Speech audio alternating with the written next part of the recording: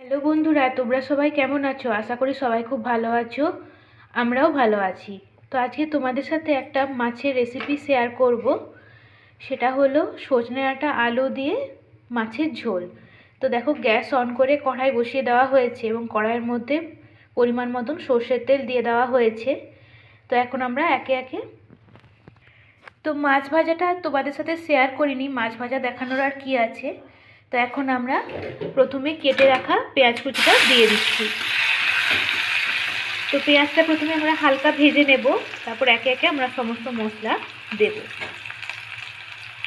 এখন পরিমাণ মতো নুন দিয়ে দেওয়া হলো,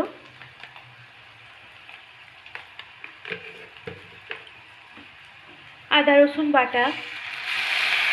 এখন আদা রসুনটা কিছুক্ষণ আমরা ভেজে নেব, কাঁচা গন্ধটা চলে যাওয়া পর্যন্ত। হলুদ গুঁড়ো, ধনের গুঁড়ো, জিরের গুঁড়ো, শুকনো লঙ্কার গুঁড়ো, সমস্ত গুঁড়ো মশলাগুলো দিয়ে দেওয়া হলো। এরপর আমরা ভালো করে মশলাটা কিছুক্ষণ কষিয়ে নেব। সামান্য একটু জল দিয়ে দেওয়া হয়েছে যাতে মশলাটা না নিচে থেকে পুড়ে যায়। এখন আমরা কেটে রাখা আলুগুলো দিয়ে দিলাম। আলুগুলো এখন আমরা মশলার সাথে কিছুক্ষণ কষিয়ে নেব। আলুটা কিন্তু ভাজা হয়নি, কেটে রাখা আলুটা মশলার সাথে কষিয়ে নেওয়া হচ্ছে। তো বন্ধুরা দেখো, এখন আমরা কেটে রাখা সজনে ডাঁটাগুলো দিয়ে দিলাম।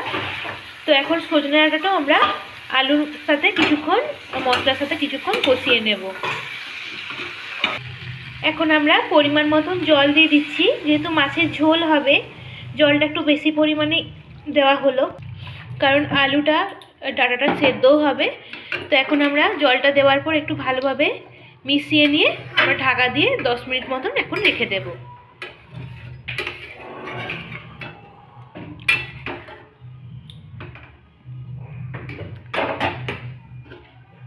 তো 10 মিনিট মতন ঢাকা দেওয়া থাক, তারপর তোমাদেরকে দেখাচ্ছি।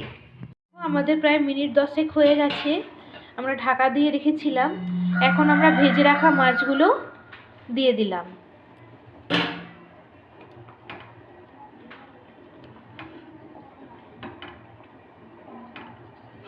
আবার আমরা মিনিট 5 মতন ঢাকা দিয়ে রাখবো। তো বন্ধুরা দেখো, আমাদের কিন্তু সজনে ডাঁটা আলু দিয়ে মাছের ঝোল একদম তৈরি হয়ে গেছে। দেখেই বুঝতে পারছো ঝোলটা কত সুন্দর গাঢ় গাঢ় হয়ে গেছে এবং আলু ডাঁটা সমস্ত খুব ভালোভাবে সেদ্ধ হয়ে গেছে। এখন আমরা গ্যাসটা অফ করে দিয়েছি। নামানোর আগে সামান্য একটু গরম মশলা গুঁড়ো ছড়িয়ে আমরা নামিয়ে দেব। তরকারিটা আমরা নামিয়ে নিয়ে তোমাদেরকে দেখাচ্ছি।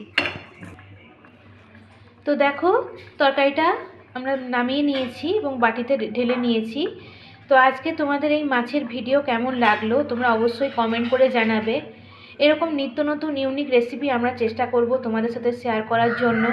এছাড়াও তোমাদের যদি কোনো রিকোয়েস্টেড রেসিপি বা ইচ্ছুক রেসিপি থাকে যেগুলো তোমরা আমাদের কাছ থেকে জানতে চাও, অবশ্যই কমেন্ট করে জানাবে। আমরা অন্য কোনো ভিডিওতে তোমাদের সাথে সেটা শেয়ার করার চেষ্টা করব।